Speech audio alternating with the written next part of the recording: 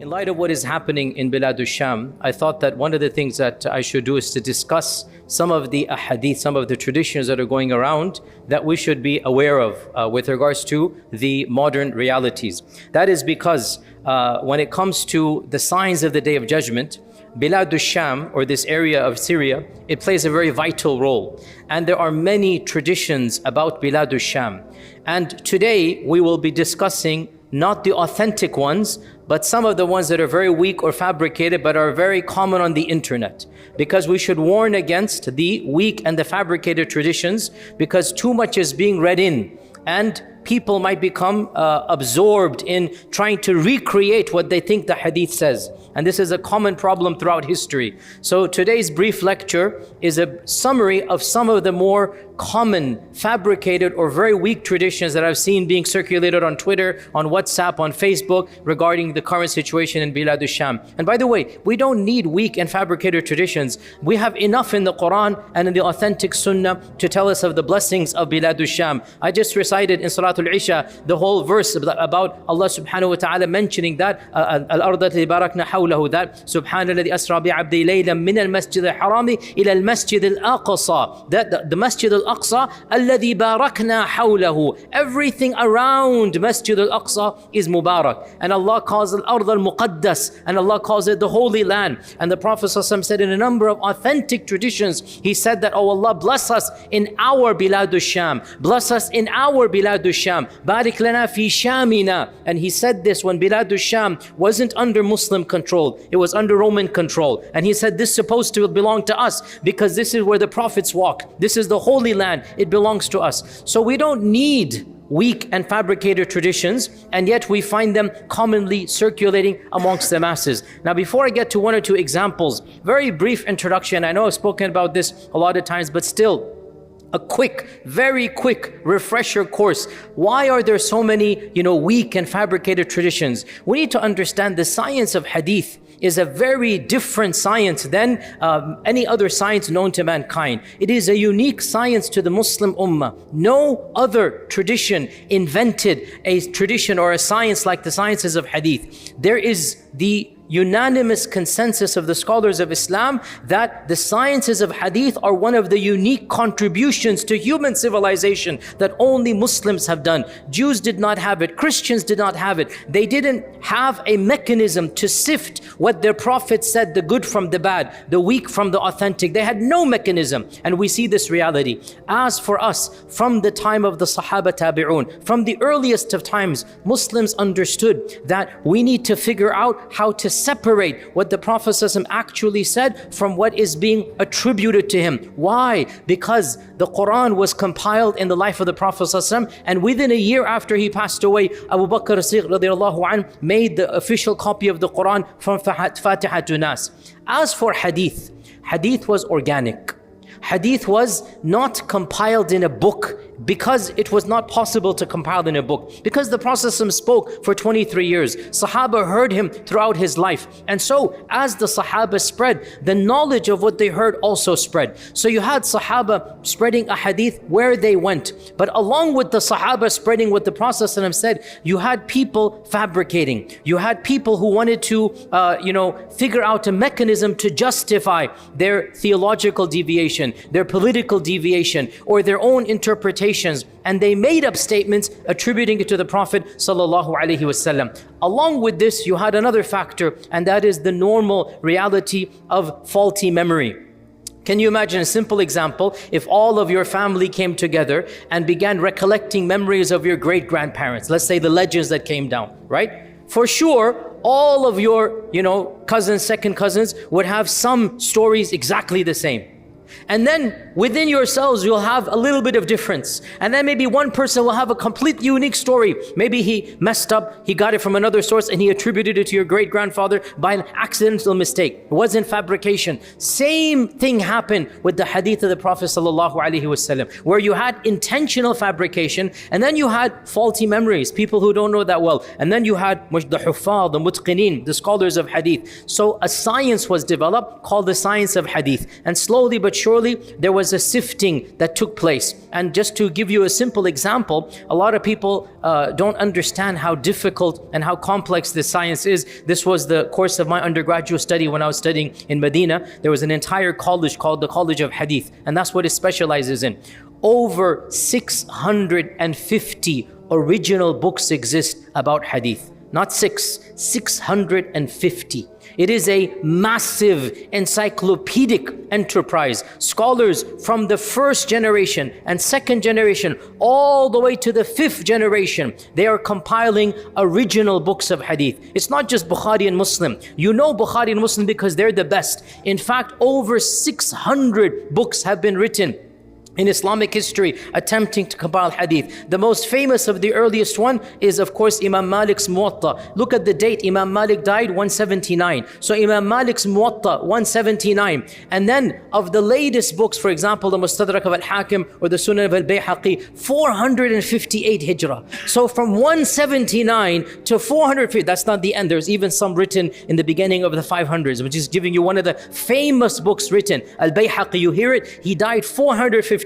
Imagine 458 to 179, 300 years difference, right? From the first to the last. Between the two, geographic regions, you had scholars in Yemen, you had scholars in Samarkand, you had scholars in Egypt, you had scholars in Mecca and Medina, you had scholars around the world, each one of them compiling. Now you have a large corpus of books and you have to sift through them, and our scholars categorize these books. That's why out of these 600 plus books, 6 of them became more famous. They were considered to be the more authentic, and of these 6, 2 are the most authentic by pretty much unanimous consensus because their criterion were the strictest, that is Bukhari and Muslim. Now, long story short, I'm not going to teach obviously the sciences of hadith, but I will give you the reality, the end result. I'm going to give you the end result. How do you know if a hadith is authentic or not? The same way, how do you know which position of fiqh to follow? You have to ask the person whom you trust. That's all. There is no other way to do this. It's not your area of expertise, so you have to go to somebody whom you trust. And understandably, just like in any discipline, you're going to find a spectrum of opinion. Therefore, don't be surprised if a certain preacher or a speaker gives a hadith and says, oh, this is a good hadith, it's an authentic hadith. Another preacher says, no, this is not an authentic hadith. Such is the reality of hadith sciences. Don't be surprised. And one very important point to note, if somebody believes a hadith is weak because of a technical reason, this person is not rejecting what the Prophet ﷺ said. That's absolutely incorrect. The person is saying, I don't believe the Prophet ﷺ said it. There's a big difference between the two, right? One scholar might say this hadith is authentic. Another scholar says, no, I looked at this chain and I think this is weak. It's a technical ikhtilaf. So to reject a hadith because you think it is weak is not a rejection of what the Prophet ﷺ said. It's a rejection of him having said it. You see the difference between the two, right? And so please be careful of this distinction. Now with that very long introduction, understand another point. Imam Ahmad famously remarked, there are 3 genres, the bulk of traditions are false in them. There are 3 areas, the bulk of what is narrated by the people, and Imam Ahmad, he's speaking around 250, 240 Hijrah. Imam Ahmad is speaking in the middle of the 3rd century. Imam Ahmad says, there are 3 areas, the bulk of what the people narrate, it's not authentic. One of them, tafsir, another of them, maghazi, and the third of them, the signs of the Day of Judgment, which is our topic today.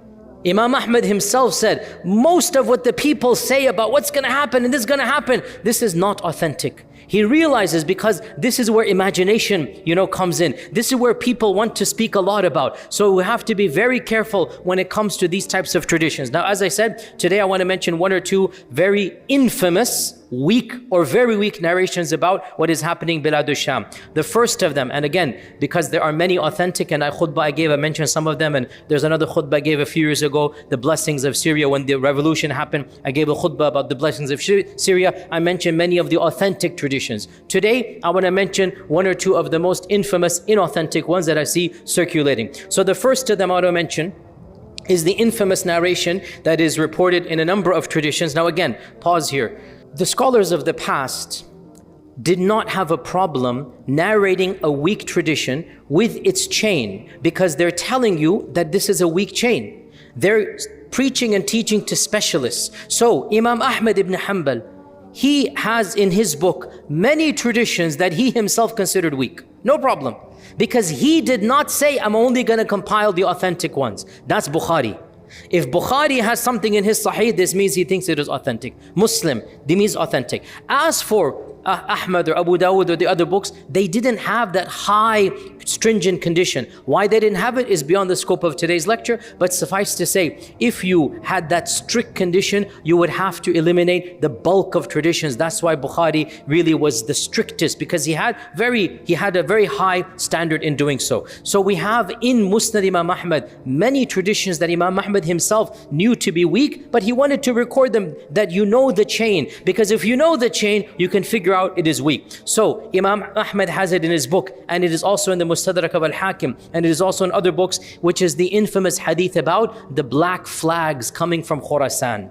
The black flags coming from Khurasan. Khurasan, of course, it is Transoxania, and it is these days, it is like Afghanistan and Samarkand and those regions. This is the land of Khurasan. So there's a famous hadith allegedly that our Prophet ﷺ allegedly said, this is a contested hadith, when you see the black flags coming from Khurasan, then go to those black flags, because in that army will be Khalifatullah al-Mahdi.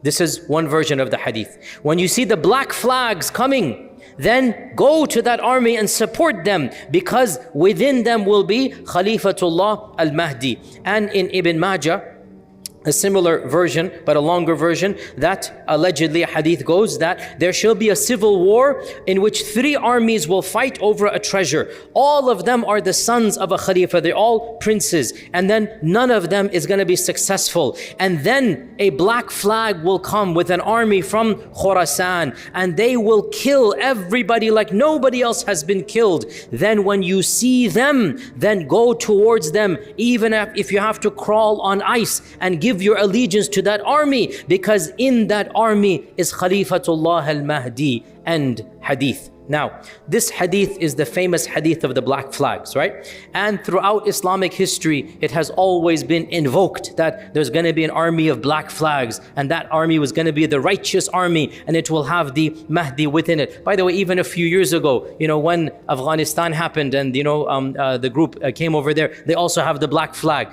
and Afghanistan is Khurasan. It is the same land over there. And so this hadith also became popular over there, and now we have it again being resurrected. But in fact, this hadith, according to many scholars, and this is my humble interpretation as well, their opinion as well, this hadith is actually not authentic at all. And it has been considered weak by many scholars, including Imam Ahmad, including in our times Dr. Hatim al-Auni, and the great Syrian scholar Sheikh Salahuddin al-Idlibi, and other scholars have written treatises in which they have made this hadith weak. Now, I don't want to get into technicalities, but understand one thing.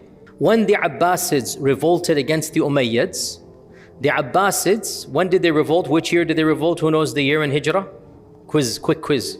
When did the Abbasids revolt against the Umayyads? Quick quiz.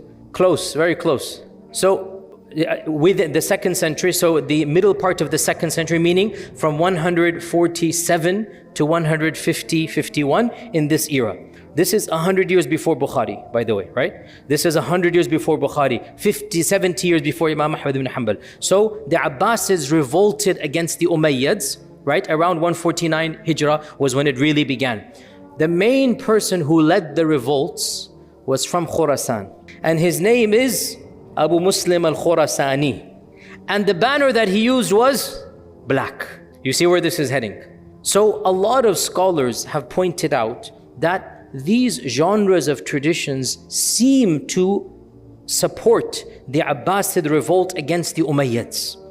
And that's why these versions of the hadith, none of them are found in Bukhari and Muslim. None of them are in the most authentic books. We find them in the tertiary collections, and some of them might have slightly weak, and so later scholars say, oh, this is slightly weak, this is slightly weak, this is slightly weak. Put together, it becomes Hasan.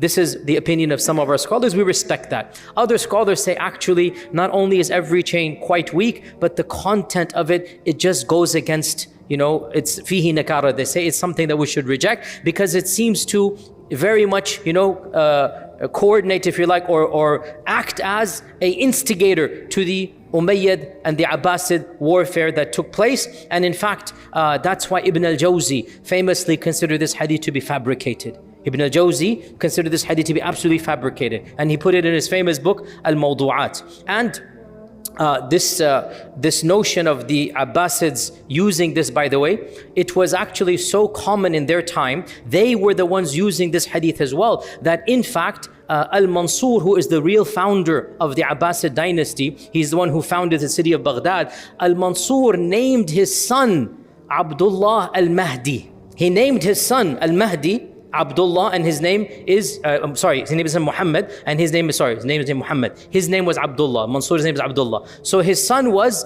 Al-Mahdi Muhammad ibn Abdullah. And Al-Mahdi became the Khalifa after his father, because the father quite literally wanted this hadith to apply to his son. Quite literally. He named his son Al-Mahdi, and he named his son Abdullah, and his name was he named his son Muhammad, and his own name was Abdullah. So Muhammad ibn Abdullah, because another hadith says, the Mahdi will be called after me.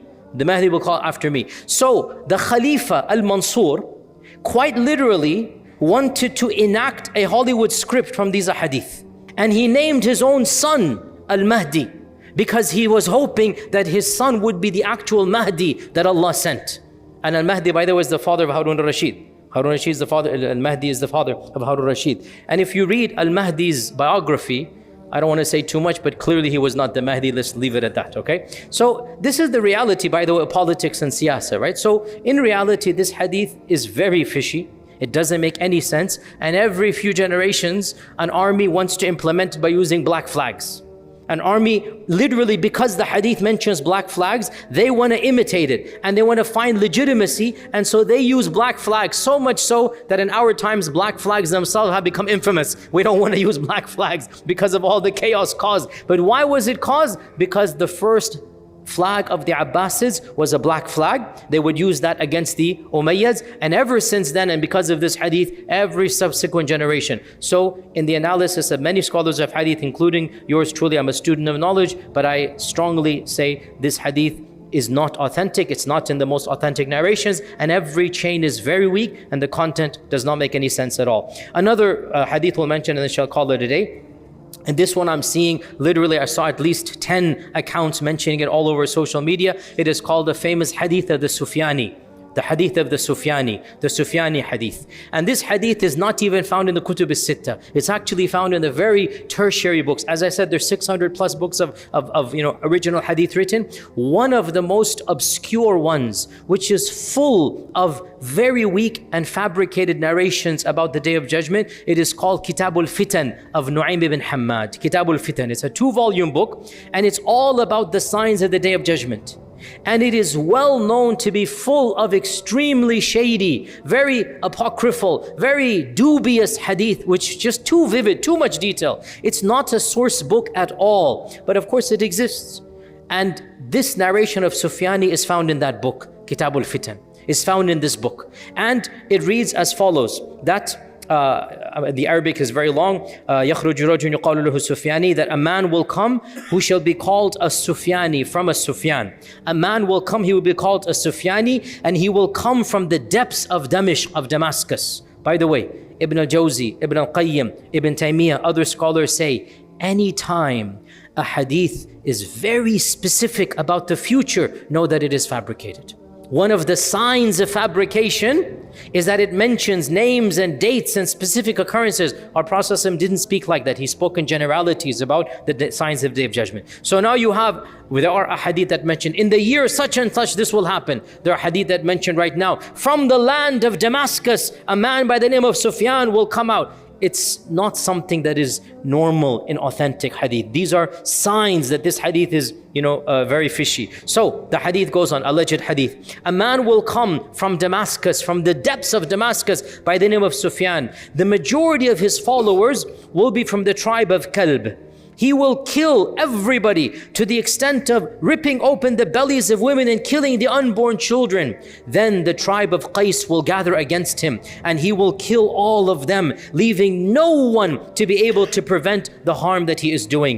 Then a man will come from my household, Ahl Bayt the Mahdi. A man will come from my household. He would rise in the district of Al-Harra, and the news will reach al-Sufyani. He will send an army to confront him, but they will be defeated. Sufyani will then march with his own forces. Then when they reach a desert area by the name of Al-Bayda, Allah will cause the earth to swallow them, and none of the Sufyani army will survive except a few who will tell others what happened. End hadith. Now, this hadith is now being forwarded everywhere because I don't want to get too specific, but they're interpreting a certain person to be the Sufyani, another person to be the tribe of Kalb, another group to be the tribe of Qais, and everybody. So they literally read this hadith, they look at what is happening, and they start assigning like children playing games. You play this, you play this, you play this. And then they pretend this hadith is applying over here. This should never be done even with authentic traditions, much less weak and fabricated traditions. This should never be done even with authentic traditions. Our scholars unanimously say, never take something that you find even in authentic hadith and presume that an incident in your generation is exactly what the Prophet referred to. How do you know?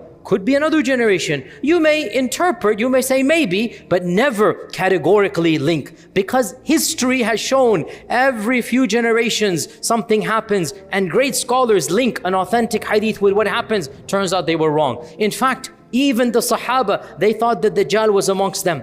And the next Tabi'un, they thought another person Dajjal. And the next person, every few generations, somebody comes says, oh, this Dajjal, Dajjal, Dajjal. Well, alhamdulillah, he has not yet come, and may we never live to see him. May we not ever see, that time that comes for. So never, ever apply even an authentic hadith to current events. How much more so when it is weak and fabricated? So this hadith talks about a figure known as Sufyani. What does Sufyani refer to? From the descendants of Sufyan, Abu Sufyan.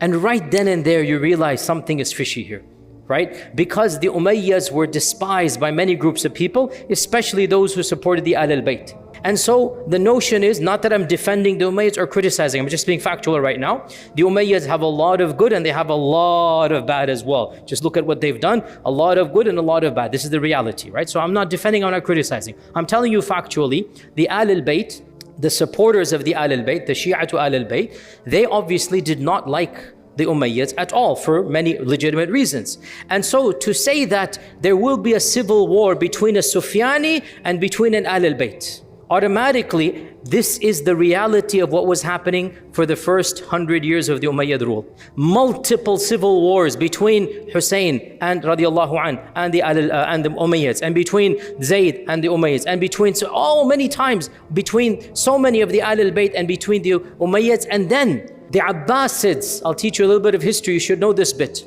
The Abbasids, they double-crossed. They're politicians in the end of the day. The Abbasids allied with the Shia to Ahl al-Bayt. The Abbasids said, we're on your side. The Abbasids formed an alliance, Shia to Ahl al-Bayt. And then they revolted against the Umayyads. As soon as they got to power, first thing they did, massacred all of the Umayyads. Literally, they invited them to a peace treaty. They invited them to a banquet. Literally, this is one of the most infamous episodes of Islamic history. They promised them safety and security, and then they shut the doors and they massacred down to every last child. And then they massacred Abu Muslim al-Khurasani, their own general. Their own leader, they killed him because he was getting too powerful, too popular. And then they backstabbed the Shia to Ahl al-Bayt, whom they said that they would ally with, and they cut them off, imprisoned their imams, so on and so forth. This is politics. I'm not defending, I'm just telling you what happened. This is politics, right? So you can imagine in this, there were many battles that took place between the Sufyanids, i.e. the Umayyads, and between the Ahl al-Bayt. So to have a hadith that says there shall be a civil war between the Sufyanid and he's gonna kill people in the worst manner, and then a Mahdi figure will come, I mean, you automatically see it doesn't make any sense. And like I said, hardly any scholar consider this to be an authentic hadith. So please don't forward the Sufyani hadith. It is definitely not an authentic hadith. One final point that I want to mention here, a lot of people have asked me for my opinions about the reality of what is happening right now in Bilad al-Sham. Listen, brothers and sisters, I love to talk about classical stuff. I love Islamic history. I love Aqidah. I love Seerah. I try my best to not get involved in political analysis, because I firmly believe it's not the job of scholars to do so. And when we do so, detailed political analysis of current events, I think our mistakes probably are more than what is correct. And this is something I'm not saying. Ibn Khaldun very famously remarked this. Ibn Khaldun, go read his Muqaddimah. He has a chapter, go check this out. Chapter number 42. The chapter heading is called, "The majority of ulama are the furthest people from politics." This is the chapter heading. Ulama ab'adu nasi an siyasa. Literally has this. He is making a remark here. The least qualified people to run political affairs. And I'm speaking as somebody who is inshallah part of the scholarly tradition. I've studied in that tradition. I love that tradition. And yet I warn ulama from getting involved in politics. I warn this and I try my best to implement it myself. Why? Ibn Khaldun remarks, and by the way, just for the advanced people in the audience here, subhanAllah, what did Plato say about the ideal ruler? Who knows? Plato, Aflatun. Plato said the ideal ruler is who? The philosopher, the philosoph, the aqlani, the rajul of aql. Plato, in his theoretical mind, said the intellectual person should be the leader. Ibn Khaldun is the exact opposite. Ibn Khaldun is like, you should never put the intellectuals and the philosophical class and the ulama as leaders. And he says it in a polite way, but I will reinterpret. He says it very politely. He says that is because the ulama, they speak in generalities and they speak in idealistic language and they speak in, I'm going to say, he didn't say, utopic visions and dreams, right? And they don't actually get involved down to the nitty-gritty of real. So let ulama preach utopic ideals. We want to lift people up to those ideals. When ulama try to apply those ideals to the reality, they mess up big time. And we see this anytime a group of clerics think they will run the country. Look around you, what happens? They are disconnected from reality. And I say this with love and respect. I know my critics go berserk over this, but I can't change facts. Go look around you. Look around you. Wherever modern scholarship has taken over a country, look at what it has done. The very people start to, astaghfirullah, hate Islam, a'udhu billah. Because scholars don't understand. People are not qualified to be all the way up there. You have to start at the bottom. And that's why Ibn Khaldun points this out, that look, scholars are great for khutbahs and durus. Scholars are great to inspire, but scholars are not qualified to actually rule over. And that's why, look at Islamic history. Only in the time of Khulafa al-Rashidun. That's it. That's why they're Khulafa al-Rashidun. That's it. And even they could not, their people could not live up to their standards. That's why what happened. Even in the time of Ali radiallahu anhu, and he was who he was, the people could not live up to that. This is the reality, the disconnect between theory and reality. We see this, and with utmost respect, look at the Arab Spring. I don't want to get too blunt here, but everybody, look at your own countries. The good people who went into politics, where are they now? Where are they? I'm not being too explicit, but you know where I'm from? Look at what happened back there. And look at Egyptians, look at others as well. So my humble advice as a student of history to my brothers in Syria, and I know it's not going to reach them, but it's generic advice. Learn from the mistakes of the last 20 years, rather the last 1,400 years. Learn from history. Learn from history. Don't expect society to become ideal overnight. You have to give freedoms to everybody. We want religious folks to be religious. We want religious folks to be able to preach and teach. But in order for them to preach and teach, you cannot enforce a harsh version on other people. And therefore, levels of freedom for everybody is actually the lesser of two evils. And that's why in America and in Western lands, we can flourish the way we can flourish. This is the reality, the awkward reality that most people of a theoretical ilmi nature don't understand. Learn from history, understand. When you let others live, they will let you live. When you let others breathe, they will let you breathe as well. But when you try to enforce one very narrow version, whatever it might be, whether it's Ba'athism, whether it's harsh secularism, whether it is your version of Islamic law and the people don't want it, well then what happens. So learn from history. My sincere advice to them is that the goal, we want religiosity to be something that is cherished We want preachers and ulama to have the freedoms to preach and not be criminalized. And perhaps the only way to do that is to allow people a level of freedom that everybody can inshallah ta'ala accommodate. We make dua for our brothers and sisters in Syria. We make dua that Allah subhanahu wa ta'ala blesses them. We make dua that Allah subhanahu wa ta'ala provides safety and comfort for all of the people and allows them to be a role model for other Muslim nations around the world. Inshallah, we'll continue next week. Assalamu alaikum wa rahmatullahi wa barakatuh.